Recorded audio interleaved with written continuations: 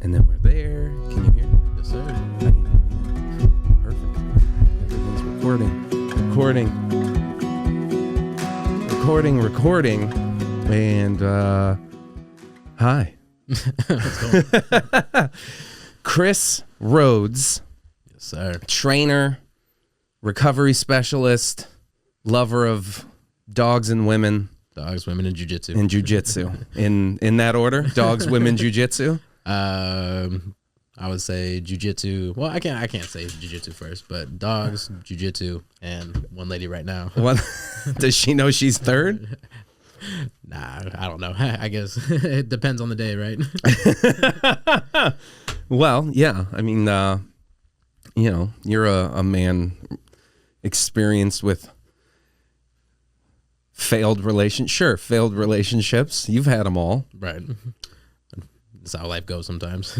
Sometimes. Well, I don't know anybody that doesn't. Right. Right? Who doesn't have life in general? Yeah. And I think we should. I mean, that's part of it. Right. Agreed. And that's just growing up and being a person. Absolutely.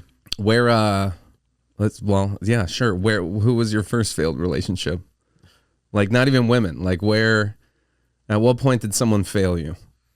Let's see. I guess This is a weird way to start, but I think we're just we're going gonna for it. dive Yeah. right into it, I guess. Yeah. Well, I was adopted when I was 2 years old. So the original people. Yeah, I guess like Failed you. You can say my birth parents, I guess, in a way. My birth dad took off before I was even born, so they don't even know who he is. Uh-huh. My birth mom did what she thought was best, and yeah. Do you know anything? Have you tried to look or anything or? Well, actually, most recently I did one of those ancestry DNA things. Yeah. Found out what I really am, what my mix is. And actually got connected with a couple second cousins, third cousins, and fourth cousins. Which That's weird, just right? Blows my mind because I never thought I would be able to find anybody. Where are they located? Like, did you have an idea of where you were born or where your people were from or anything, or you weren't even sure? I know I was born in Guatemala City, which is the capital of Guatemala, and then I'm guessing from what I've been told that somewhere in the mountains. So who knows? I was probably born in a mud hut or something like that. But that's as far as I know, really. Right. And then now you've found, did it just pop up oh, these are your second cousins, or have you actually interacted some of you? I haven't, they just popped up. I haven't actually built up the courage to reach out to them yet. What's the holdback? Fear of the unknown. No. It is real. It is. I actually had a lot of trouble doing it in the first place. Just doing the whole ancestry thing in the first place. Because of but this is going to tell me what, this is going to fill in some gaps. Do I want to know? Right. That, and also, part of me honestly felt guilty to my adoptive parents. I told my girlfriend, I told my mom, I was I feel bad. I don't feel I don't want you to feel like I'm ungrateful for everything that you've done for me. What did they say? My mom was I'm totally supportive of it, and I knew that deep down, but still, yeah, because these people came through for you. Right, exactly. You're looking for the ones that fucking didn't come through. In a way they did. They gave me an opportunity or something that I wouldn't. That's true. Anyways, that's a positive way to look at it. Wow, yeah. They did what at the time could have been the best thing for you. Exactly. But you don't know. At the time, I didn't. It took me years to figure that out. Honestly. Did you carry that? Is that something? I did. Were you angry? Were you an angry kid? I was an angry kid. I was because of that. You think?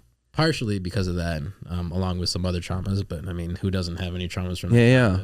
But add that to start with. I know two people. My dad was adopted, and we're kind of doing the same thing. We had no info about his dad. We had a name for a mom, and then there was some weird court documents where the mom had given him up, but there was a mom listed, and then there was his sponsors at his baptism, and then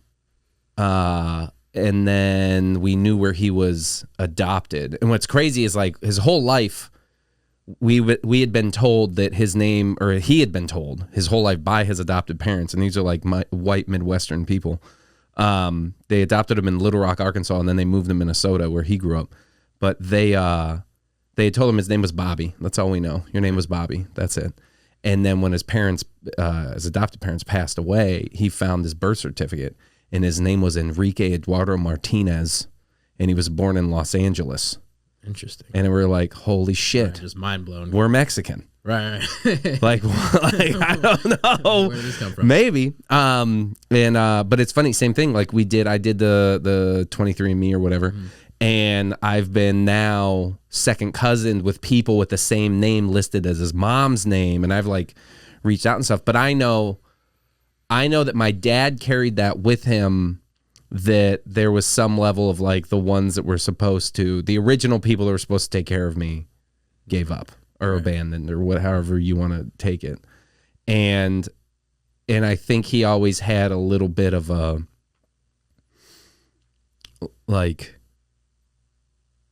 I don't know, what's the word? Like, he was always a little, I want to say like it's me against the world. Like I'm alone. I can definitely. And that is that. And I said that just to wonder, like, is that like, did you always kind of have like, I don't want to say a chip on your shoulder, but just like. Yeah, absolutely. I still do to this day. I admit that. I've never seen it. I would not want to fuck with you.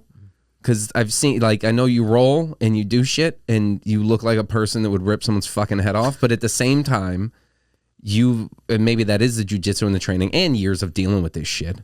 But you seem very calm and collected. Yet I have a feeling when the fuse is lit, it's hard to extinguish. It's taken many years to get here, to be completely honest. Were you a punch first kind of person? Did yes. you lay fuckers out? Back in the day, yeah. I grew up with a lot of identity issues because of the adoption. I was adopted by a Caucasian family. Okay. So we lived in the Midwest where it was majority white in Indiana. And then we lived in Chicago after that, which was predominantly African American. And where did you get more shit? It started off, I didn't really start putting two and two together. Like for me, it was just normal, you know, Family's family. No, but I mean like your surroundings. Like I'm sure they loved you and they were supportive, but you went to school with a bunch of white kids and then you went to school with prominently black kids because you're like the brown in the middle. Right. People never know what I am. They really. You didn't know what you were. I didn't. Well, I mean, I knew what I was. That's a rookie athletic mistake. I thought the cap was on it. It wasn't. Now there's protein shake everywhere. We'll get it. We'll clean that up. Where was I? But yeah, I would say every time, like when I was a kid, why are your parents white? And you're not. And what was your answer? Just told them I was adopted. You know, that's all I knew what to say at the time. Did they fuck with you? Did you find a crew that was like, we love you, doesn't matter, like we're your buddies because we all grew up together? Yeah, exactly. I did. But also I didn't have a lot of close friends growing up because we moved a lot. Okay. We moved a lot. So there's not many people I talk to from my childhood. Like I probably have like 2 people from like elementary school that I even keep in contact nowadays. Yeah. Because of all the moving? Because all the moving, and to be honest, it took a long time for me to be able to develop long-term friendships. Like were you always just arm's length? You were just very much so. As a protection. Unintentionally, but yes. I would say I have many acquaintances, but very few friends. And that still holds true to nowadays. So it's always been hard to develop relationships, whether it's friendships or something deeper than that. Yeah. And it doesn't get easier as you get older. That's the downside. Like as a kid, you're like, you like trucks? I like trucks. We're friends now. Right. And then whatever, you know, and that's like the easiest version of it. But then, yeah, it is weird as, you know, once you hit like 25, all of a sudden it's like, how do you meet a friend? Right. Exactly. And then on top of that, it's just that, you know, it's harder, you know, like you said, to be dealing with what you're dealing with. So little kid, little brown kid in a white world originally, then Chicago, brown kid in a black world. And how did that change? What was the difference there? Again, a little too young to kind of like recognize any of it. It wasn't until about middle school when we moved out to the Bay Area in Northern California that it really started to kind of like, I guess you can say, fuck with me, mentally. Because we moved in to Alameda, California. But I spent a lot of my time in Oakland.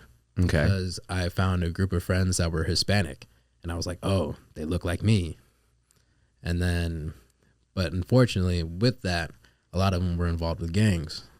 So I spent a lot of my time around gang members. And around gangs, not in gangs? Were you in a gang? I was associated. What does that mean? Like You weren't in the gang, but they let you hang out with the gang? yeah, pretty much. Does that mean you were like trying out for the gang? I didn't want to try out. I had a friend, he was like, "You're too good for this." Aw, it's a good friend. But he was in the gang. Yes, he was. And he's like, you stay over there. Exactly. So I was affiliated but never in. Okay. Correct. And how old were you? You're like teenager? 13, 12, 13 years old. Yeah, I started doing stuff at a young age. Like what kind of shit? What'd you get wrapped up in? I did my first line of cocaine at 13. 13. I started smoking weed at 12. To be completely honest, I saw one of my best friends get shot when I was 14. Fuck. And that's fucked with me for years. It still fucks with me. You were there. Yeah. In the street, wherever it happened. Just roll up, drive by. Whatever you want to say. I mean, that's a picture that most of us can't even So we've only seen it in movies. Right. You lived it. So my assignment was called a lookout. Okay. I was supposed to, keep look if the, cops were coming or something like that. It was me and my other buddy, and I see this car pull up, and my buddy Will was doing the delivery to the car. It had mirror tint, so you couldn't see in the car. And as soon as he came up to the window and it came down, shot him right in the chest. To rob him of the stuff? Mm-hmm.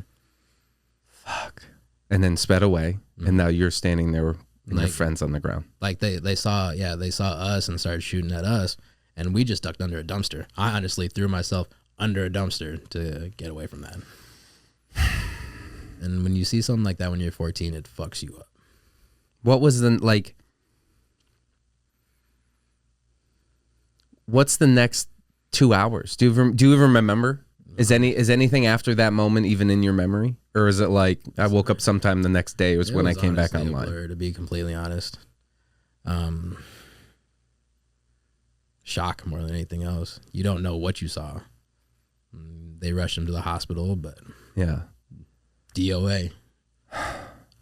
And then you wake up the next morning and it's like life is supposed to go on. Unfortunately, in that neighborhood, it's just kind of a dime a dozen. Wow. Unfortunately. Did that, I mean, like you said, you were gang adjacent. Did that drive you towards like, fuck these guys, let's go get it, or like away, like I need to stay out of this? Like, did that have any impact on that, do you think? Definitely. I think it just added more of a chip to the shoulder than anything else. Just a fuck everything chip? Yeah. At that point, I really didn't give a shit about much at that point. And when you say you did coke and you were smoking weed at 12, did coke, you said at 13, I think. Mm-hmm. Was that like you tried it, or like no, like this was a part of our day? Like we were doing drugs all the time. Weed was a part of my day, pretty much. Weed was a part of your day. Mm-hmm. Every day. And then coke was around sometimes and sometimes you did coke. Anything else? Anything more? I've done pretty much everything under the sun, except meth, pretty much. I've experimented, with pretty much everything: DMT, acid, peyote. Those don't. Is that in that same culture? No. Okay, so that was like in general. Yeah, in general. Yeah. When I got into you like drugs, is what you're telling me. I did. At one point, I liked them too much. You like them too much. Well, I feel that way about chocolate cake. It's I think it's most things. Right. It's not to belittle it, but like, it's funny how we are is we like things and all of a sudden we go, oh, this isn't healthy. Right. This isn't solving any of my problems. Exactly. Or making me actually feel better. Right. So was that part of it? Were the drugs a coping mechanism, a way to be like, fuck normal existence, I want an escape? At first it was just to fit in, like because everyone else was. Yeah. And if you didn't do it, you're a bitch. Pretty much, yeah. Okay. And then after that, where were your parents when this was going on? Because that was the thing. Like you were adopted, you had this family, and then now you move up towards, you're in Oakland, in that area, and you're out running around with gangs. Where are they? Always looking for me. I did my fair share of running out of the house. I would wait until they fall asleep, dip out the back door, and try to be back in the morning before they woke up. Were they providing a comfortable, kind life? Yeah, absolutely. And you were pretty much turning your back on that being like... It was just an identity thing, I was like, these people look like me. Meanwhile, there's like a roof over your bed and the fridge full of food at home. Correct. Absolutely. But you're out in the street, standing on the corner as a lookout. Exactly. Jesus, man. I mean, my trauma started at a young age, man, to be honest. Yeah. Oh, you're being honest. I'd like to point out you're being honest. I mean, in my eyes, it's taken a lot of years to say this, but I mean, why fake the funk? You know, shit happened. Yeah. And I'm a better person for it. When did you come out of that? When did you realize that, you know, that I don't have to live up to something I'm not even sure I am, or I'm not like, did you feel like there was like a moment of, I mean, with the peyote and the DMT and stuff, I mean, that had to be some spiritual shit in there. Did any of that? Yeah, that was more college. That was after I was done with that. Okay. It was probably my junior year in high school that I started getting together. And was there any catalyst? Like, was there any one thing that was just like, get your shit together, dude? Just see some of my buddies in and out of jail doing stupid shit, the same shit we were doing years ago. There's still ones that I like talk to every once in a while. They're doing the same shit we were doing 15 years ago. Like they didn't get out. No. I mean, I was given opportunities to get out. Not many people were. But at the same time, you also have the choice to keep doing the same shit over again or change it up. I mean, that's the definition of insanity, right? Yeah, keep doing the same shit over and over again and expect different results. So junior year, you kind of had a moment of, I got to get my shit together. Correct. And that involved, was there, you know, were you playing sports? Was there something that you kind of like clung on to that helped you climb out, or what? Or just like, oh, you decided to start doing schoolwork and get decent enough grades to go to college, or how'd that work? Oh, my grades were never good. But I had good enough grades to stay in school. But yeah, sports were definitely a big part of my life. I grew up playing football, rugby, and hockey. Those were my main focus, especially towards the end of high school. Rugby was my main focus from there. So I would say that would be a big driver. And plus, like, I got to the point where I realized my parents were doing their best. And why would I want to keep fucking things up for them, you know? And you were? I was. Oh, yeah, absolutely. Did you have any other siblings? I have one younger brother. He's their biological son. How'd you guys get along? Oh, yeah, our tiffs. I mean, we're about as exact opposite as can be. Okay. Like yin yang, exact opposite sides of the spectrum. He's tall and white. Clearly, I'm neither one of those things. He works on computers, plays a lot of video games, doesn't like to work out or sports. So you guys didn't connect at all? No. At any point? No, not really. Like, even nowadays, I probably talk to him maybe once a year, if that. Like, Merry Christmas. Cool. Talk to you in 2024. That's about it. Why? Because even if you don't, I mean, even if you don't have, like, I look at my brothers who are, you know, my biological brothers. I have two older brothers. And it's like, I talked to one of them this morning about something, and it was the kind of thing where, like, I look at them and I like them. They're, you know, they're good people. But I also look at them like, there's a few things that we have in common enough in the sense of like, oh, we both like, we all kind of like aviation and airplanes kind of thing. But I'm like, I don't know if we weren't brothers, if we'd be spending a ton of time around each other. If we lived in the same city and when we all were, whatever, flying radio control airplanes or something at a club, I don't know if we'd be the guys who'd be like, hey, do you want to like hang out later? Right. But I still look at him like, you're my brother. So why, even if it's not like a closer, we can't really share a lot of things, or like, you know, why is that so distant? Because it's just, I mean, if you guys got on the phone right now, if you just called him out of the blue. I don't even know if he'd answer. Really? To be completely honest. And if he called me, I don't know if I would answer, to be completely honest. That's just being... What?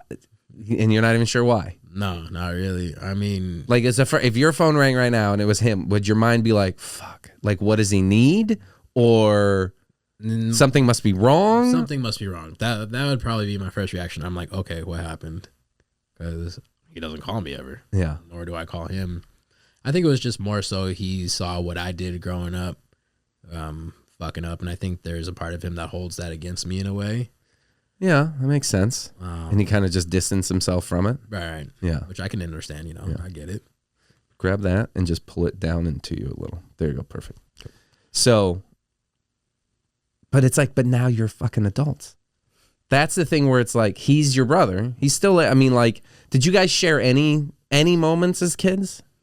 Played hockey together a little bit. What about Christmases? What about birthdays? What about, like, there was never a time when you guys were in the house and mom and dad, I don't know. I'm just like, there was.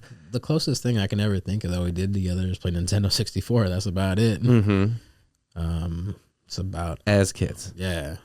I mean, I don't know if it's because there's like a 5-year difference. So that's big. That's a gap. That's a big enough gap where, like, if you're not, like, you never went to high school together. Right. You never had the same group of friends, or your friends never intermingled at all because like it was big enough. Yeah. He went into his freshman year in high school the year right after I graduated. Right. So there was never any overlap. Okay, so that's a decent gap. So you clean your shit up junior year, playing hockey, playing football, and rugby, and you graduate, and you go straight to college, or what'd you do? I went to Santa Monica Junior College. My goal was to eventually go to UCLA and play rugby there. That was the main goal. And was that was an option? That was something where that was gonna happen? Like you were on a track to do so? The grades weren't, but yes, that was the main goal. So you were a decent rugby player? Yeah. Because you were small and fast and strong. Little man syndrome, you know. I'll take someone's ankles out. I don't care. My mom. Did you play dirty? A little bit, yeah. I mean, my mom always joke with me when I growing up. She was like, "You got little man syndrome," and I was like, "Well, I'm a little man." Like, what do you expect? You know. So it goes back to the chip on your shoulder. Right. Yes, I believe I've always had one. Were you fighting all through school? Was it like was it common for you to get in fights? Yes. Did you start the fights, or did you just like? There's two different ways to start a fight. There's you being a dick to somebody, and a fight happening. Or somebody's being a dick or being disrespectful, and you fucking initiate like, no, okay, fine. You want to come at me, I'm going to start this. Like, did you ever de-escalate the situation, or were you always like, okay, fuckface, and then you threw punches? Like, let's see. I think it was my first week of high school. First week of high school. I see the senior kids, like, because they all thought they were thugs and shit. Yeah. And I was like, we're in fucking Pleasanton, California, bro. You ain't shit. But they were fucking with another freshman, and I was like, I don't know this kid, but it ain't right. Right. So I was like, why y'all fucking with them? And they always thought they could like just push me around because, you know, I'm the lower classman or whatever. Yeah. One pushed me, so I threw a punch. Sounds legit. Sounds reasonable. Right. So yeah, that was my entry into high school right there. First week. He pushed you. You punched. Mm-hmm. Did that turn into like full blown brawl, or was that like the end of that? No, it was a full blown brawl until the teachers come and broke it up. It only lasted for like, I don't know, 15, 20 seconds if that. Yeah. But it was you versus like 3 dudes. Yeah, I think it was like 3 or 4. I don't give a fuck. Okay. I mean, you got it. Yeah. Everybody gets their ass kicked at some point. It just happens. You know what? I never. Besides my brothers, I never did. I wasn't a fighter. Mm-hmm. I was never a fighter. And I remember, like, in college, I kind of realized, like, oh, the last fight I got into, I was in 2nd grade. But I was always, I'm very non-confrontational anyways. Mm-hmm. And I think that's, like, some childhood shit with, like, family dynamic and stuff where, like, I just was, like, non-confrontational. And I was always funny enough to de-escalate the situation. Mm-hmm. And so, for me, it was, like... I don't know, like, but I remember getting to a point was like, because I had buddies I remember I was in college with, where they would just tell me like, oh my god, in high school, like, we would just go look for fights. There was like a group of kids, and they were like, yeah, we just go look. We knew where this other high school was. We knew where those kids hung out, and we just literally every other weekend, one group would drive to the other school's hangout, and then we just fight these dudes. And then every now and then you'd be like caught alone, and they just beat the shit out of you. And I like beat the shit out of you. Right. Like I remember a buddy telling me, he's like, oh man, I was like walking down the street and these guys jumped out of a car and like 4 dudes literally were like stomping me, and I just hid my head and I had 2 broken ribs and they were just kicking and stomping me. And then 2 weeks later we went and like jumped and I'm like, what the fuck are you talking about? And that was like normal. Yeah. And then I got to a point where I was like, I never, like you said, like everyone gets their ass kicked. I'm like, I've never gotten my ass kicked. Not that I want it. I'm 40 years old with a kid. I'm not looking for it. But at the same time, it's just I don't know. I don't know why I went on that tangent. I was working through my own shit. But you weren't afraid. I mean, you weren't afraid to get your ass kicked. That's for sure. And I know I was. I was afraid. And I think that's part of it. Because I was always afraid to. I've just seen worse. I was like. That's true. You saw shit. And you were like, this is nothing. Yeah. I mean. Yeah. Once you see that, it's like nothing else really scares you at that point. So, rugby, you're a little terror on the field. A strong little terror of mighty muscle. And you go to junior college, try to work up to then go to UCLA. That was UCLA. That was the goal. And what happened there? Drugs and fighting? What happened there? Drugs and drinking, yes. So you went to college, and college was fun. And then all of a sudden, yeah. So I was there for about a year, partying too much. I was working at a restaurant. And I would go out with the people from the restaurant all the time. Restaurant life's a tough life. Like, you can get sucked in the restaurant life. Yeah, it's a different lifestyle, that's for sure. Started smoking cigarettes, which can't even... Everybody at restaurants. Everybody. And then I developed a coke habit again from there. Restaurants, too. Drinking and stuff. And the crazy thing about restaurant life is that the party doesn't start till afterwards, which is like 2:30 in the morning. Exactly. And then you party your faces off until the sun comes up, sleep till 2 in the afternoon, and then work again. Yeah. Exactly. So there was one night we all had a party together, and I got too drunk for my own good. I don't even remember. Attempted to go home, wrecked my car. Attempted. I love that. Was a heck of a way to put that. I wasn't sure if you meant you drove. I did drive. You drove. I drove. Attempted to drive. Wrecked the car. How bad? Like really bad. Like, but nobody else. Nobody else, thankfully. Took the police on a little bit of a chase. They found you. Yes. And they wanted you to pull over, and you were like, no. Nope. So pulled over, and that was one hell of a week. So wait a second, you wrecked it, or you? Wait. So they start chasing you to pull me over. Like, again, I don't remember any of this. Oh, okay. So it was just you read the report. Yeah, this is just from what. So they attempted to pull you over. You ran, and then eventually crashed. Yeah, wrecked my car. Mom showed me photos of it after. I had an SUV at the time. Things completely smashed. Like, and you were fine. Yeah, I was fine. Thankfully. So after that, I was taken to Inglewood holding cell, and it happened to be what was the holiday? Cesar Chavez weekend. Because usually you're supposed to see a judge within like 48 hours. Right, not on a holiday weekend. I was in there for a week. Oh, I was in there for a week, and it's a holding cell. At like 20 years old, 20, 21? I was 19. 19. Inglewood holding cell for a week. And like there was no showers or anything.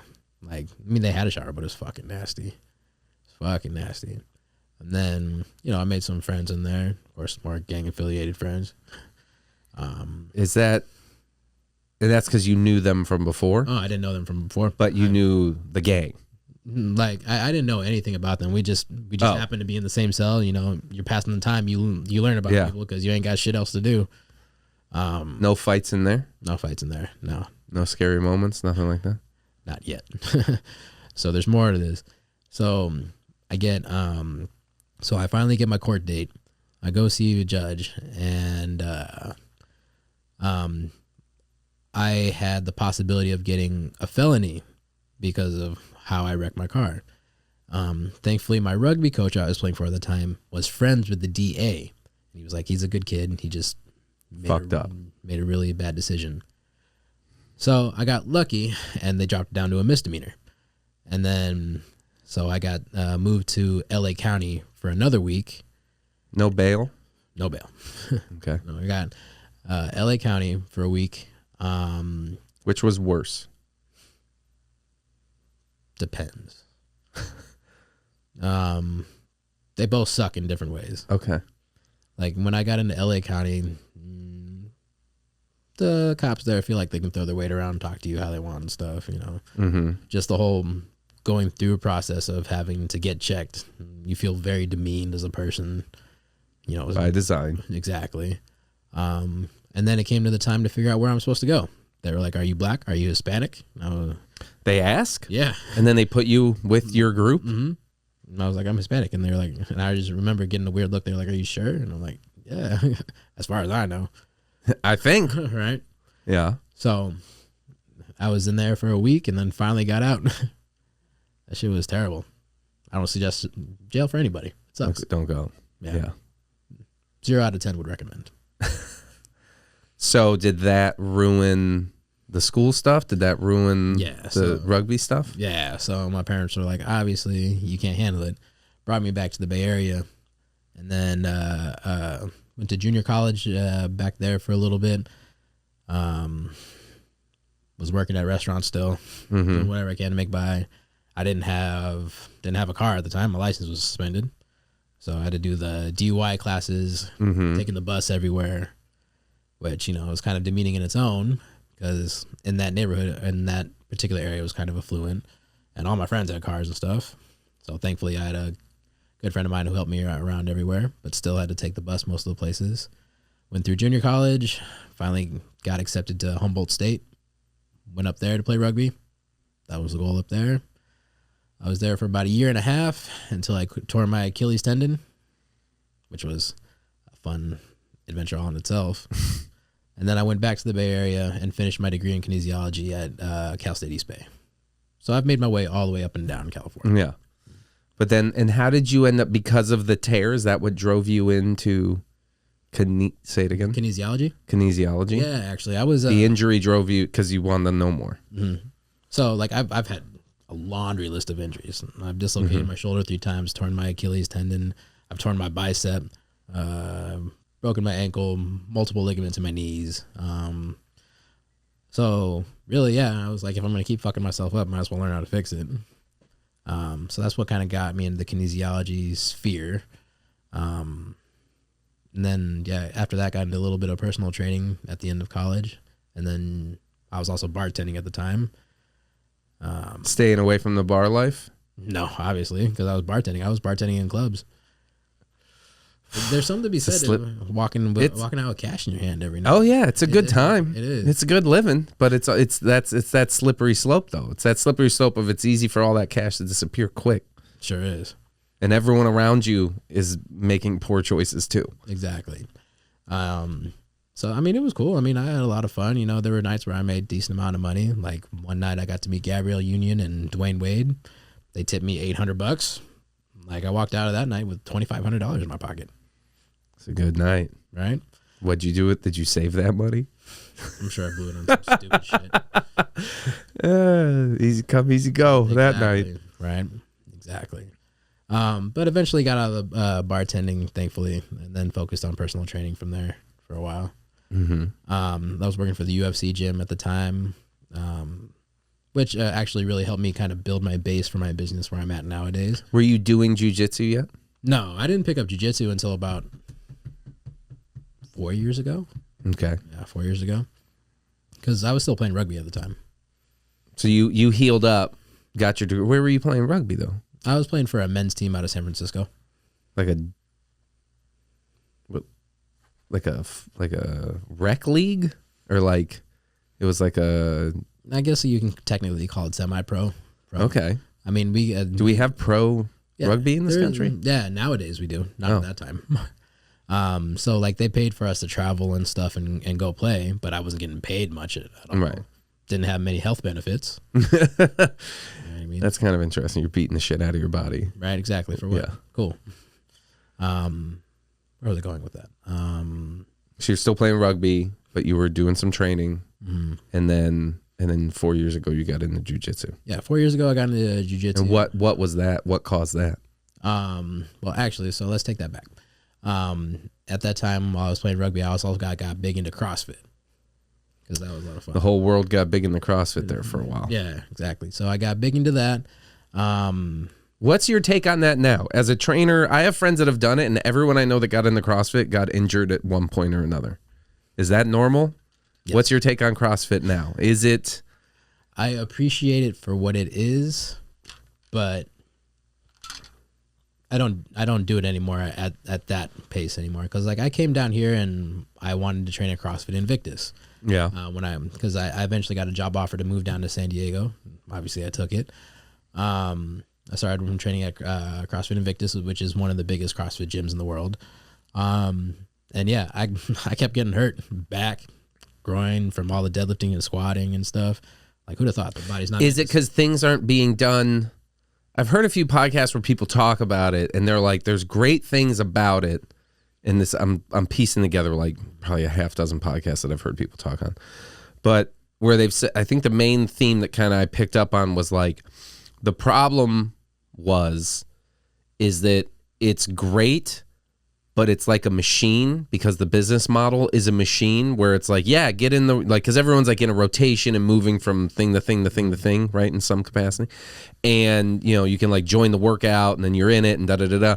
And the problem is it's more like go, go, go than do this properly. Right, yeah. Sometimes when you get, especially when you're under load, so like if you're doing deadlifts really quickly, form can go out the door. Next thing you know, you've got a tweak in your back real quick. And is that where most of the injuries come from? Is it just bad form? Mm-hmm. Form goes out the window. Speed takes priority over technique. Is that the thing with CrossFit? Is it's like how fast you can get through the circuits? It's certain workouts. Sometimes it's how fast you can get through things. AMRAP style, so as many rounds as possible. So you're trying to get as much done within a certain. Oh, okay, period. Yeah. There are things where it's more load based, where you're trying to build up to like a heavy clean or a heavy squat or something like that. So it varies. So in that aspect, I do appreciate CrossFit because it's constantly varied. So I do appreciate that aspect, but there is a certain balance where when you're trying to go so fast on things, form goes out the door and you get hurt. And you get hurt. So that was common, not just my friends, but most people. Correct. Got it. Has CrossFit kind of died down? As like it felt like there was jokes in the comedy world, like, if anyone you know does CrossFit, don't worry, they'll tell you. Right, exactly. And I don't get that sense as much anymore as 8 years ago or something. I would definitely say it died down, especially over like, because I got out of it real seriously around 2019. Mm-hmm. So like right before the pandemic. And I remember it dying off, like at least like more so in the mainstream culture around like the pandemic. And I think that took out a lot of CrossFit gyms just because, I mean, you know, you're not bringing money in. But also I remember there was a big controversy at the time about the president and CEO of CrossFit. I don't remember what it was exactly. Is CrossFit an actual brand? It is, yes. Oh, I didn't know that. I thought it was like gyms that have CrossFit attached to the name have to pay a licensing fee every year. Did not know that. Okay. So something happened with that guy. Yeah. I think it had something to do with remember the George Floyd stuff? Yeah. Yeah, I think it had something to do with that. I think he said something borderline racist or racist. Yeah. You know, yeah.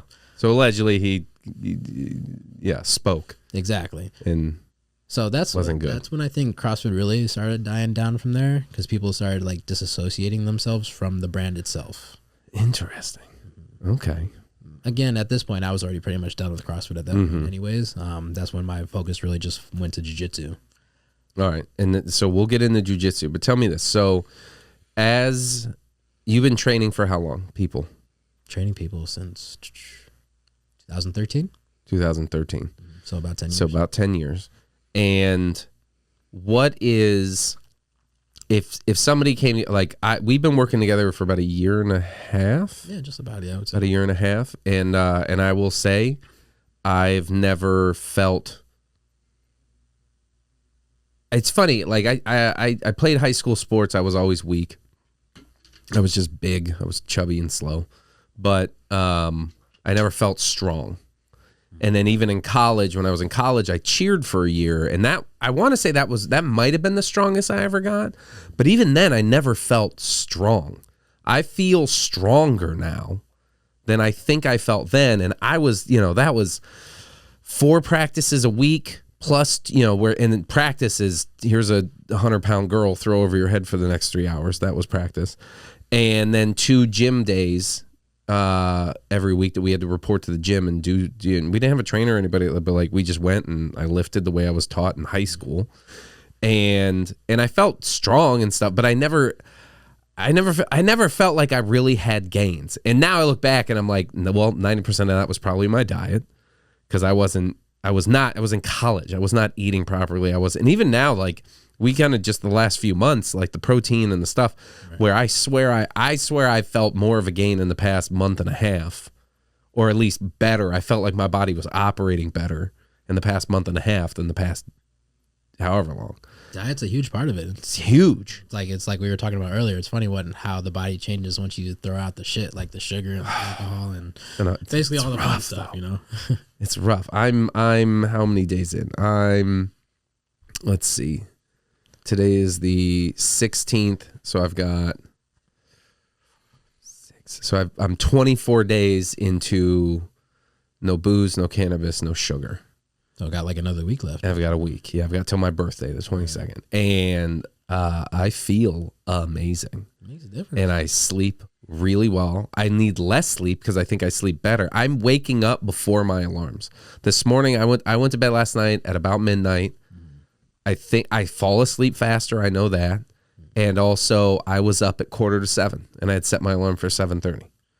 And I've noticed that I wake up before my alarm goes off. I wake up before my kiddo now. I fall asleep earlier if I lay down at 11. Some nights it's funny. I'll lay down. And I learned this the hard way. I tucked my kiddo in at 8:30, and she was asleep by 8:45. We tucked her in, read the book. It's about 8:30. I laid with her. I sang her a couple songs, whatever. It's like 8:45. I know she's out. I took a shower and I was like, well, you know what? Tomorrow's a big day. I'm just going to go to bed. And I put like an audio book in my ear and I laid in bed, and it's like, let's see, 8:40, 8:45. It's 9, probably like 9:15. I'm laying in my bed, lay there for about 15 minutes listening to an audio book, and I just pull the thing out and go to sleep. And then I woke up at 4:45 a.m. wide awake. And I was like, no, and in my mind, I was like, this is the night, dude. We're going to get like 10 hours of sleep. This is going to be amazing. Right. And then I woke up 7 hours later or whatever, 6.5. And that's just interesting though. Like my body just wakes up and I feel great. I'm not tired. Right. But it's like somewhere between 6 and 7 hours. That's it. I'm up. My body's not, there's no more. Your body will tell you. Well, I mean, you must be getting good sleep within that time. You must be in that REM cycle longer. Yeah. I want to get one of those trackers. I don't know. I don't know if the Apple Watch does it, but I've been meaning to try. Like it'd be interesting to know. Right. But I say all that, like the diet, the exercise, I feel really strong. I feel really good.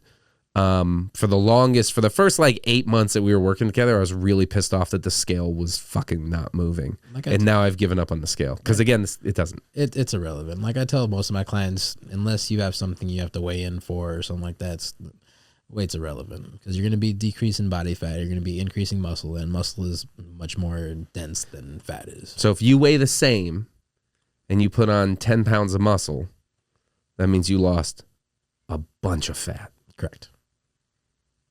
Which I feel good about, because I definitely feel like I'm stronger. And I don't know what 10 pounds of muscle would feel like, but so someone comes to you and like, I mean, let's start with, I'm 40 years old.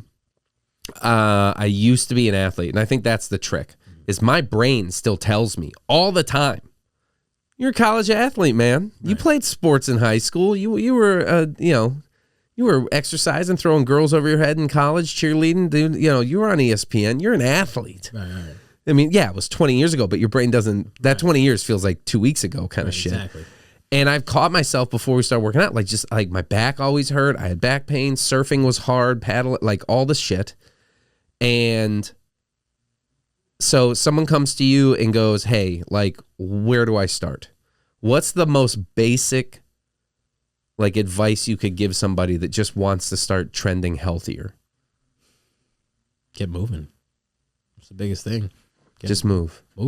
I'm a firm believer of body emotion stays in motion. I mean, it's physics. You feel that way too. I know the more I work out, the more I work out. Right. As weird as that sounds, like, it's like anything else. You develop a habit the more you do something. So yeah, definitely I believe like anybody who's trying to get started, just move. Start with walking, start with whatever you got to do. Find whatever you enjoy doing, whatever you can stay consistent with. If that's lifting weights, go lift weights. If you want to go hiking, if you enjoy hiking, go do it. Just move, do something. Sounds so simple. as I tell you, couldn't be simpler. I'll tell you You say that shit. time. You demonstrate some move and you're like, yeah, see, it's just this and then that. Couldn't be simpler. I'm like, all right, because I'm about to fucking die doing this. Exactly. And it feels amazing. What do you see from your experience with clients is the hardest thing for them to overcome? Like where are the fail points? Their own mentality. Like, if something gets hard, sometimes people doubt themselves and they'll give up. And are you referring to like a single workout, a single thing, or the whole program in general?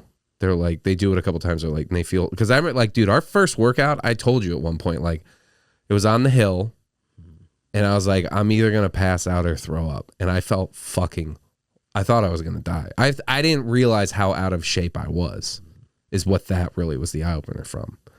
And I did not want to do more. Sometimes you need that eye opener. I mean, like anything else in life, when you have something negative happen or an obstacle, you have two choices. You can either say fuck it and give up, or B, you can learn from it, adapt, and move forward. And that's with anything else in life. It's not just fitness, be work, relationship. But that's my belief. Well, you can either learn a lesson from something or disregard it, and the same shit's gonna happen later. How long did you keep making the same mistakes until? Oh, I mean, I feel like I still do. Let's be honest. I still make mistakes. I still make some of the dumbest same mistakes. Oh, I sure do. I mean, if fuck around and find out it was a person, that'd be me.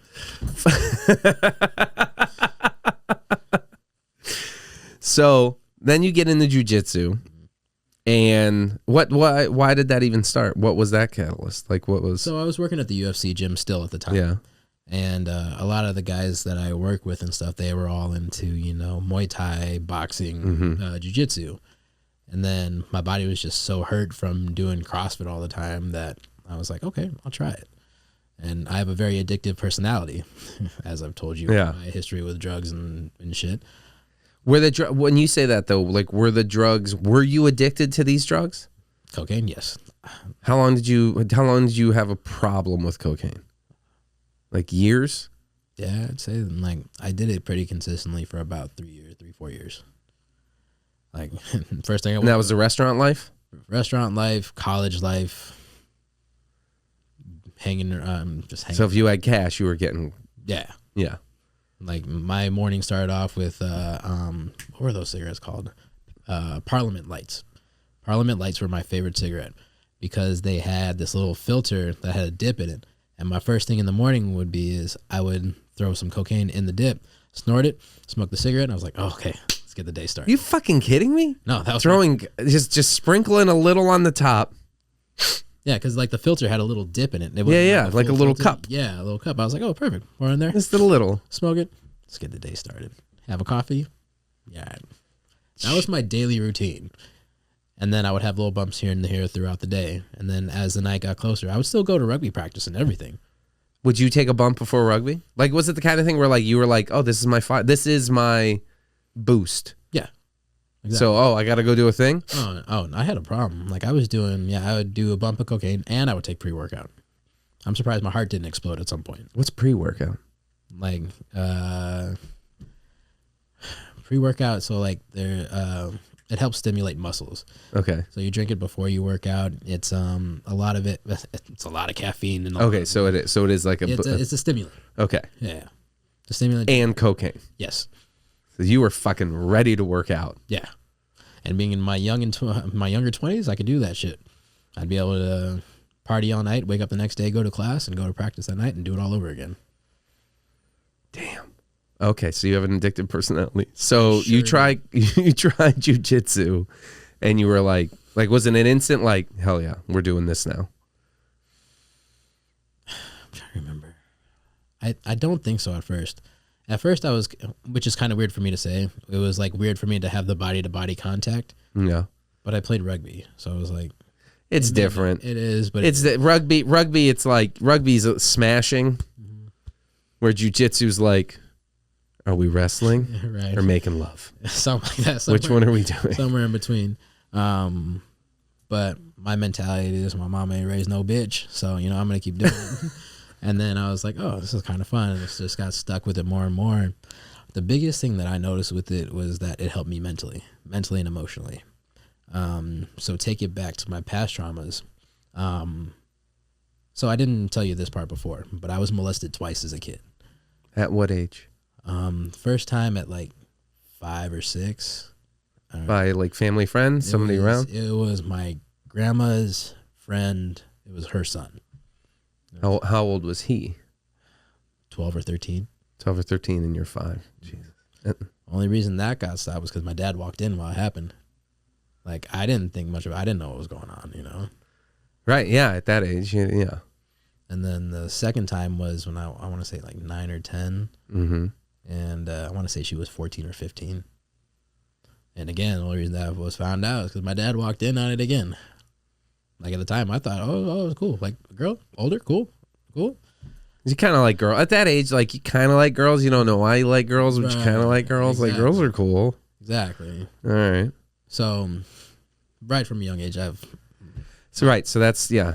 There's baggage. Between the identity issues, gang affiliation, molestation, the kid's been in a lot of fucking therapy. For years. And you have. So you have, the therapy was a part of your life too. Oh, therapy's been a big part of my life for years. When did you start? Right after being molested for the first time, I would say. So like young, as a kid? Yeah, my parents took me to, therapy's been a big part of my life, always. And you feel it definitely helped? Yes, for sure. To a certain extent. Because I remember right after being sent to juvenile hall, around like 14 or so, I got prescribed with Lexapro, which is an antidepressant. Right. And were you depressed? I didn't think so. But apparently the psychologist thought so. Okay. Was that more to like calm you down? Because I know that I had friends that like they were like Ritalin was one when I was younger, and then there was other, but it was like more like an ADD, like the hyper kids. Right. But it wasn't that. No. Lexapro is it was the depression, antidepressant. Antidepressant, yeah. Okay. So I took that from age 14 or 15 around there all the way until I was 29, and that's when I started jiu-jitsu, because jiu-jitsu helped me mentally, emotionally. I'm like, I put so much energy into that, I don't have time to be pissed off or mad after that, or I don't have the energy to do so. Mm-hmm. And I think that's what was the real hook for me for our jiu-jitsu. Because, like, if you can handle getting smashed in jiu-jitsu, you can handle anything else in life. And that's the beautiful thing about it. You learn to stay calm under uncomfortable situations. I think there's something too about the fact that like you're constantly tapping. You're constantly like when you roll, and I've done minimal, like fucking minimal, but even just watching and seeing practices and seeing people and videos of stuff, it's the kind of thing where like when you're working with somebody or doing stuff, like you're constantly, this sounds weird, accepting defeat or failing. And it's by design. And that's the thing is like, I think we're very much taught like failure's not good. But the truth is, like, all success comes from a shit ton of failure. Exactly. And so I wonder if that's part of it too, is it sets a mentality of like you can let go of the previous failures because you fail every day now. You fail 50 times a practice now. Right. And it's like what I said earlier. It was like when some shit happens, you can either A, say fuck it, or B, learn from it, right, and change it next time. It's your choice what you want to do with it. And I think that's what I love about jiu-jitsu. It really keeps me centered mentally and emotionally. And exhausted. Exhausted. Yeah. Absolutely exhausted. I mean, it is funny when you see jiu-jitsu guys, and it's kind of like it reminded me of surfers. They always look very calm when they're not on the mat. Like when I went and did that one class a couple weeks ago, and I met the guy, I forget his name, but the guy that runs it. Yeah, Keenan Cornelius, yeah. Yeah, who I didn't know, but my buddy was like, that guy's like a big deal. And then I met you, you're like, yeah, that guy's fucking big deal. He just seemed so calm.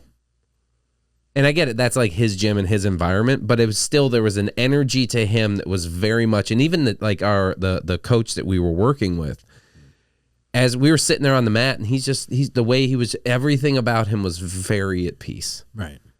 And I see that in fighters and the same thing in surfers. And I think a lot of it, like people think surfers are always like stoners, and there are, but I also think people don't realize like, no, they're exhausted. They've surfed all day. This guy rolled all morning. He doesn't, there's no extra anxiety. There's no extra pent up energy that's buzzing to get out. It's all been spent. So right now it's just the energy necessary to be. Right. And I thought that was kind of like a beautiful thing about surfing, as well as like in the jiu-jitsu thing when I was there. Yeah, absolutely. Is it was just like, it was this very chill, very calm. And then all of a sudden, you know, then you roll and it's like, oh, the chill is over. Yeah. And now you fight for your life. Pretty much that's what it is, yeah. It was interesting. Like, here's a move we're going to teach you. And we're going to teach you how to murder somebody. And then also how to not let somebody murder you with that move that we just taught you. Essentially, yeah. Yeah. And that's every other move. Every other move is the offense or defense to murder or not be murdered. Right. There's definitely a action and reaction. Jiu-jitsu is basically human chess. The way I like to put it is like, who can be the bigger smartass? Who can outwit the other person? And that's what I love about it too. Because it is mental. It is very much so. It's golf with consequences. Yeah. It's between the ears. It's happening. If you're in it, you're in it. And you can make a nice shot. But if you distracted, if you're not paying attention, they've got you. Exactly. Fuck. I want to do it more. It's just time. It's like anything else. Do you get hurt a lot? Or if you're smart, like especially like you've risen up. You've been doing this. You said 4 years. Yeah. So, because I know I've heard the thing where it's like the most dangerous person in the room is like the white belt, the new white belt. They are. Because they're just flailing around. They don't know what they're doing. Yeah. They're going to hurt you or hurt themselves. Mm. So now that, like, do you get hurt often? Aches and pains here. Like, I mean, I have gotten hurt in the past, like in practice or competition? Both. Okay. I've torn multiple ligaments in my knees. Herniated disc in my neck. Were any of these because you weren't tapping when you should have? Yes. You were trying to fight. Yeah, with the neck herniation, I was in a triangle stuck and I refused to tap. Like, I thought I was good. And then right after, like, it was like an hour later, I'm like, my arm's numb. What's going on here? And then I realized it hurt. Like, it was uncomfortable to sit. It was uncomfortable to lay down. Only thing I could do was stand. And I was like, oh, I really fucked myself up on this one. And you know that, like, after you realized that, like, you knew the moment.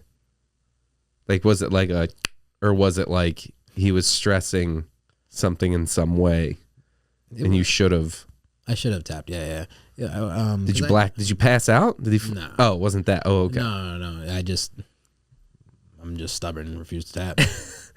Did you learn from that? Maybe.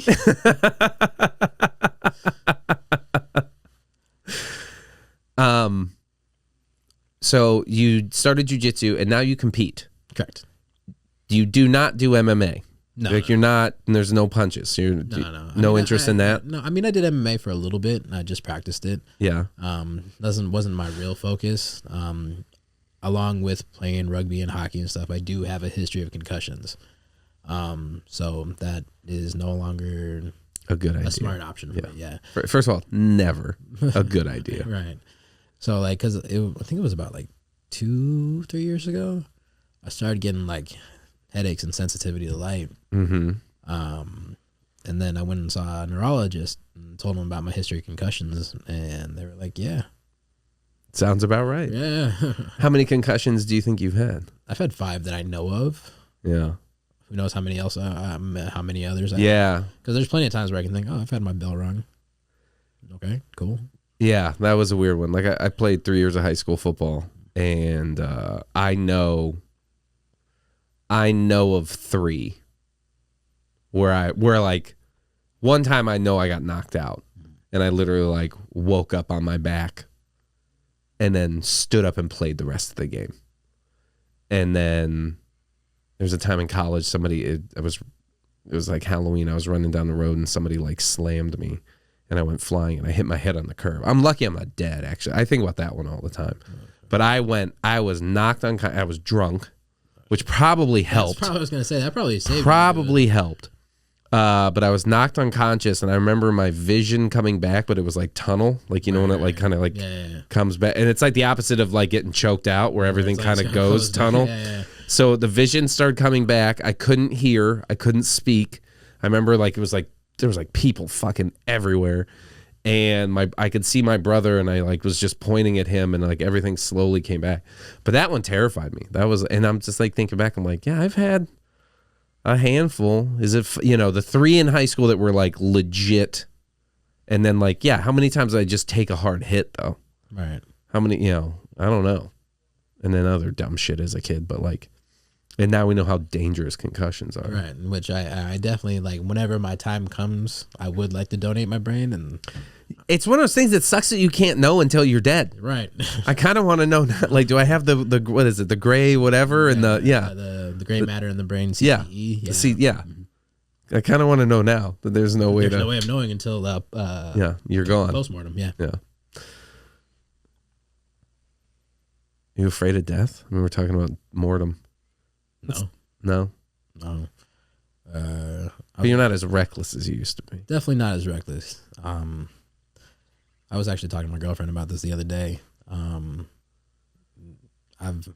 After seeing my friend get shot, I'm not scared of shit. Like, I've had multiple guns pulled on me, and like I'm not. When was the last time you had a gun pulled on you?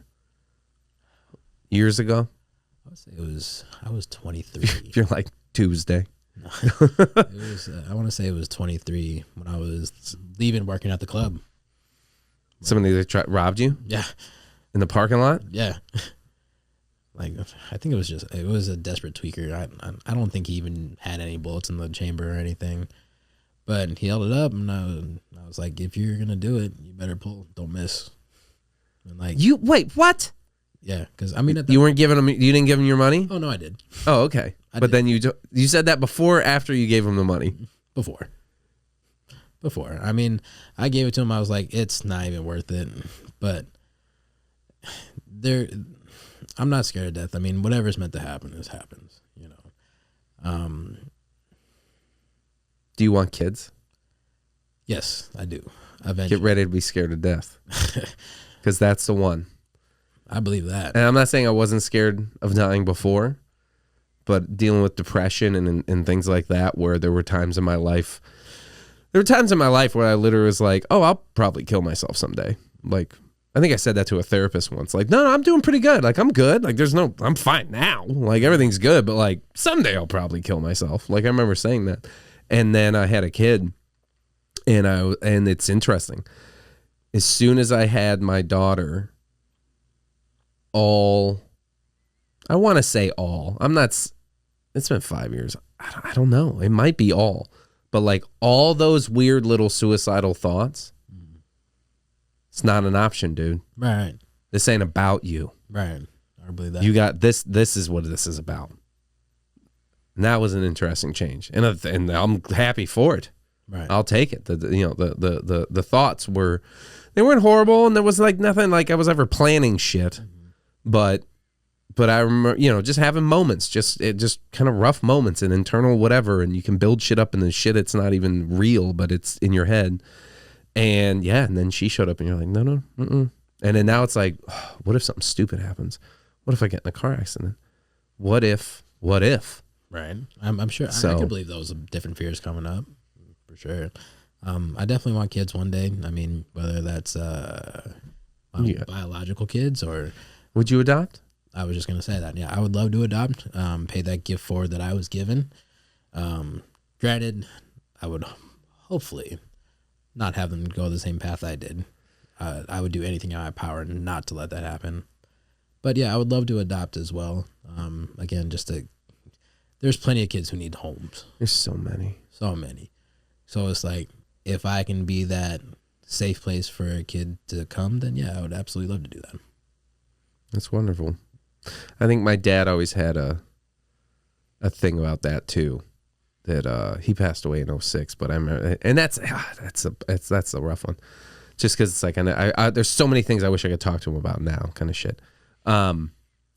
But I think that was something like I had a cousin that was adopted too, and I knew that they always had this special bond, and my dad always had a very soft spot in his heart for my cousin, because I think he was like, oh, like nobody, I understand you like your parents never will.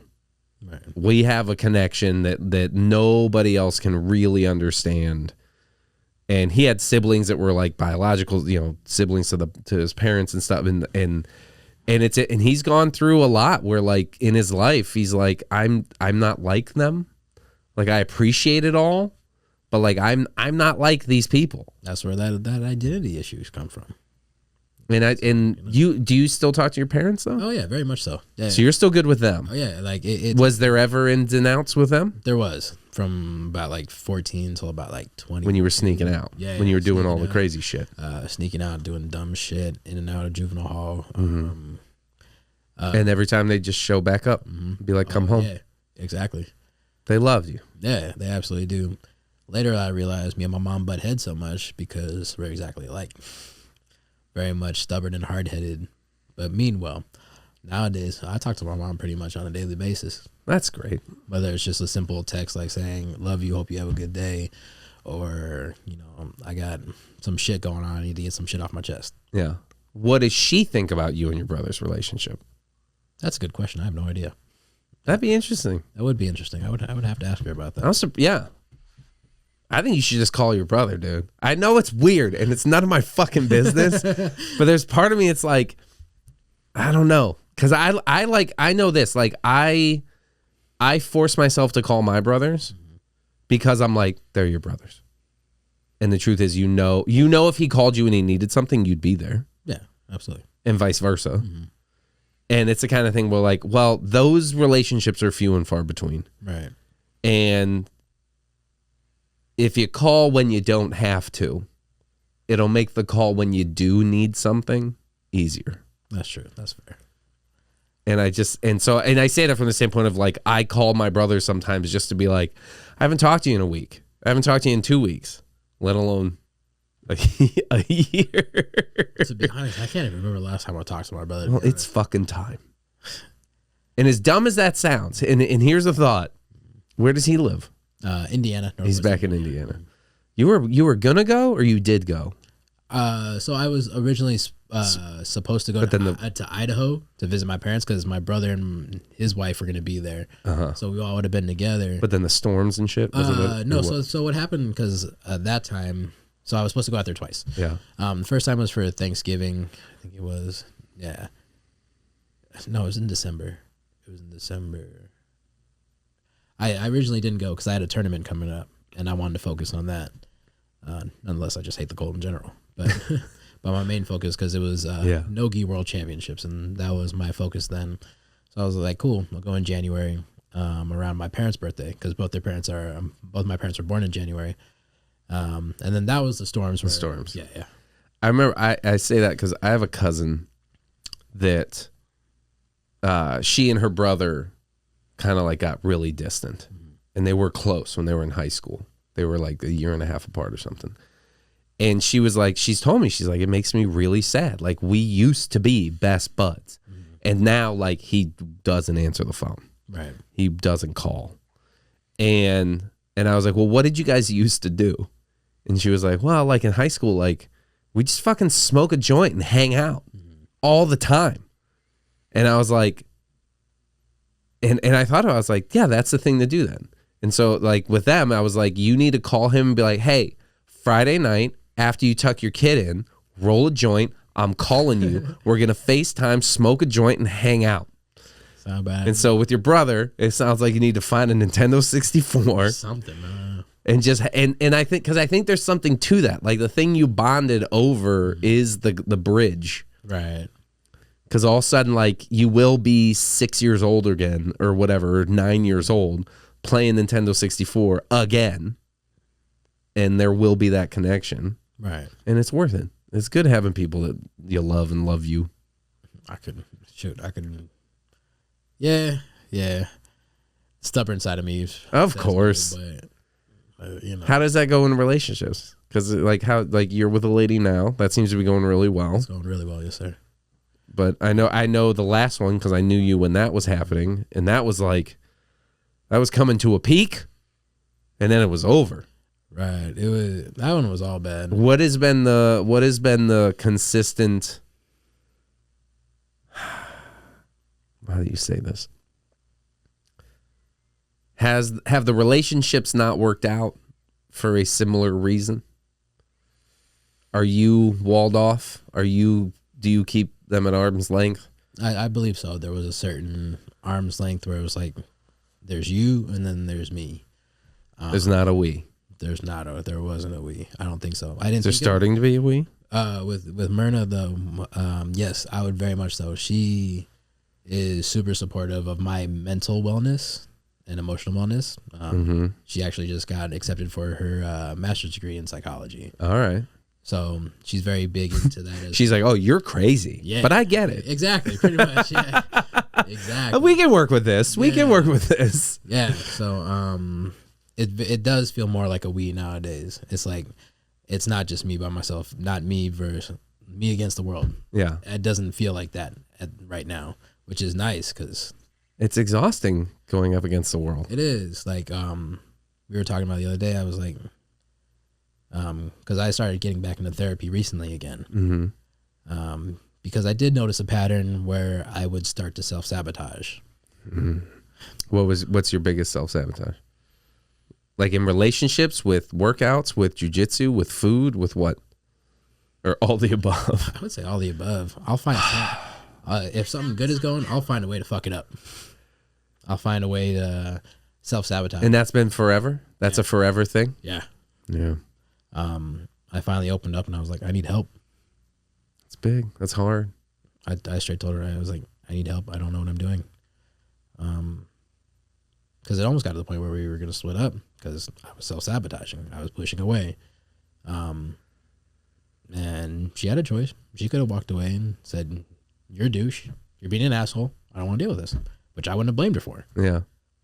But she stuck around and she helped me find the resources to get help. And that was different. She helped the team. Exactly. Fuck. Just be a team. Exactly. Like, it's little things. Like I told you I was biting my nails for the longest time. Yeah. She was like, you ever try painting your nails? I was like, I can't paint my fucking nails. Who the fuck? I did notice that change in our workouts all of a sudden. I was like, who the fuck paints their nails? You're like, she's like, you do now. Exactly. So we went one time and I was like, oh, wait. So she doesn't do it? You actually go to a place and get the full mani? Yeah, I get a full manicure. I don't do the pedicure yet. I mean, I do. Get there. It's great. The massage is worth it alone. No, I did that part, but I just haven't painted my toenails. Oh, okay. I've done that part. But it's helped me. My nails have fully grown. I actually do like the colors. And then she explained to me, and she's like, it's a form of self-care. It is, yeah. And I've come to realize I don't do enough, like, for myself. Yeah. I'm always working, doing stuff for others, but I don't do much to take care of myself. Jiu-jitsu is the only thing that I do for myself. And she was like, because we had that discussion one day. She was like, what do you do for yourself? I was like, jiu-jitsu. What else? Jiu-jitsu. Okay. What else? That's it. No other hobbies. And then we started getting our nails done. I was like, oh, this is actually therapeutic. I love this shit. It is nice. It's nice you sit there and they do it and your feet are in the bath and the whole thing. Exactly. And I've always liked standing out to a certain extent, you know. I mean, wild haircuts and shit. Yeah. Like, I mean, I've had pretty much the same high and tight since I was 10. But, you know, I got the line there. I got my eyebrows slit and I have a nose ring. I was like, you know, let me just embrace it fully. Let me get some painted nails too. When did you start doing the eye slits? That was about like 2 years ago. 2 years ago. And you were just like, give me them. I was like, that's sick. Let me try it. So you saw it and you liked it. Yeah, I saw everyone. It's a good look. One. I saw everyone had one. I was like, let me do two. Let me double up. Double up. If one's good, let me go two. Yeah. And it looks great. Oh, thank you. I appreciate that. This is a good look. I do have. I don't think I can pull it off. It takes the right face. Not with that attitude. Yeah, I don't know. I don't know. Because I also think the other thing is, I also think having the brown skin helps. Because on white people, it's just the whitest of skin that's under there. Right, and you kind of have like more blonder hair on the outside. Yeah, exactly. Yeah, it's gonna be like what? It's you have lines. I would have something where they'd be like, "What happened to your eye? What's wrong? Right. Are you losing your eyebrow hair?" Right. Yeah. Actually, the very first time I did a slit my eyebrow, it was my freshman year in high school. I tried it. Just put one in yourself. Yeah, I did. That totally botched it. I like took off half my eyebrow because I tried it myself. But but now I have a professional that does it. So yeah, thankfully, yeah.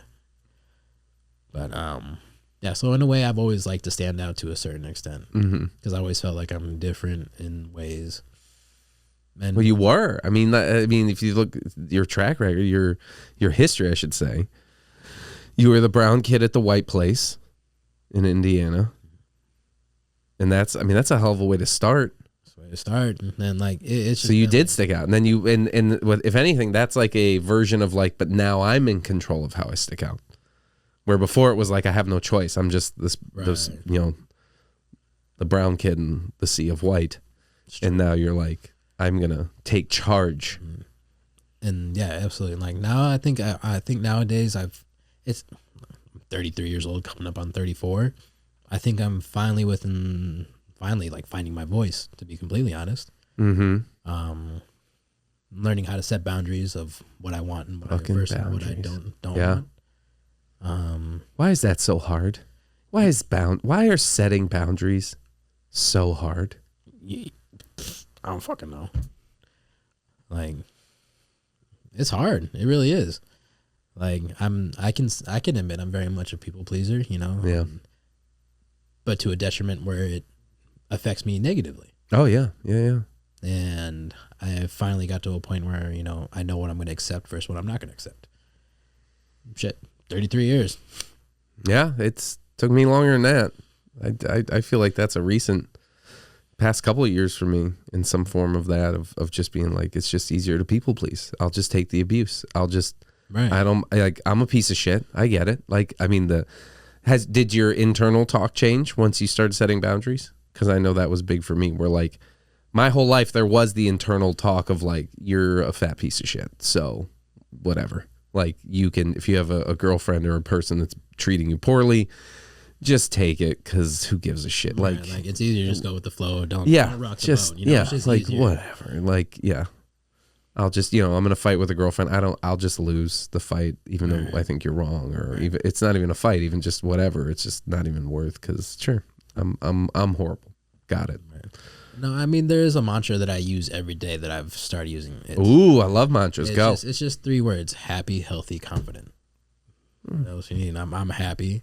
I'm healthy. So as healthy as I can be with everything that I do in life. That's the beauty of a mantra. It's not necessarily what you are. It's what you can be and what you're striving for is what I've kind of told myself with mantras. Happy, healthy, confident. Happy, healthy, confident. Especially with the confident part. Like, I know that I get along with a lot of people, and I believe my confidence helps with that. It took me a lot to accept that confidence and find that voice, but now that I have it, like, it's very powerful. Yeah, it very much is. I know that I recently adopted during my morning meditation, and I'll kind of repeat it to myself, mantra like, I'm strong, I'm capable, and I can accomplish anything. What is it? It's pretty much like I can accomplish anything I work for. And that has been, and that's something like pops up even like during our workouts. Like, I put that thing on the mirror, and I've thought that of like, I can do more than I think. Right, absolutely. I'm capable. And that's it is different how just in workouts and even in comedy and writing and performing and business and the stuff I've done, where having that like, no, like you might fail at everything. You will. Right. No, yeah. You will. And once I kind of got fine with that, then I realized like, oh, like we're going to fail all the way. Right. But you can also like, the failure isn't, any failure today isn't failure. Right.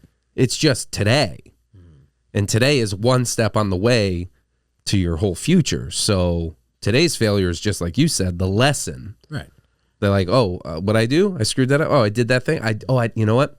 I got that email and I didn't respond to it because I was a little insecure about should I even do that show or can I do that thing, or I don't know. They asked me to do this job, but I guess I could, or I don't know. Oh, you lost it. You didn't. They said they offered you a thing or wanted you to audition or wanted you to book something, and your insecurity dragged that shit out to the point that when you did, it's not an opportunity anymore. Right. Which means next time you better fucking answer those emails, man. Exactly. I mean, there's always a pressure there. Like, another thing I believe in is, like, with pressure comes opportunity. Mm-hmm. And you can either take that opportunity and grow with it, or you take that opportunity and say it doesn't go according to plan. Shit happens. Again, it's probably not going to go according to plan. That's the other thing, is like plans, have them. Have a plan. You should have a plan, some plan, a loose plan, a general outline. Because the plan is not where you think you're headed, is not necessarily where you're going to be when you get there. Right. And there won't be where you thought it was. Exactly. If any of that makes sense. I got it. I got what you're saying. Yeah. But I mean, yeah, and shit don't always go according to plan. It really doesn't. It's more fun that it doesn't in the end. I mean, can relate that back to jiu-jitsu. Shit don't ever go to plan there. Your plan, somebody else has got a whole plan of their own. Exactly. So what are you going to do when shit doesn't go according to plan? You adapt. You change up your game. 'Tis life. 'Tis life. And there we go. 'Tis life. Yes, sir. Thank you so much for doing this. Of course. This is a lot of fun. It's nice to get to know a little more about you. Absolutely. See you on the gooey on the inside. If anyone wanted to get in touch with you about training stuff, nutritional stuff, or recovery stuff, where can they find you? You can shoot me a call or a text at 925-785-3394. I have my email, krhodes, RHODES, .fit@gmail.com. Also, I'm on Instagram. I have 2 of them. Why do you have 2? Oh, you have recovery and... I have recovery, and then I have my jiu-jitsu page, too. Okay. So it's either at KRockBJJ, or my mobility, flexibility, and personal training page is at Brazilian Recovery by KRock. KRock, ROCK. Brazilian Recovery by KRock. By BY? BY, yeah. BY KRock. Got it. Correct. All right, buddy. Thanks a lot. I appreciate it, James. Sure.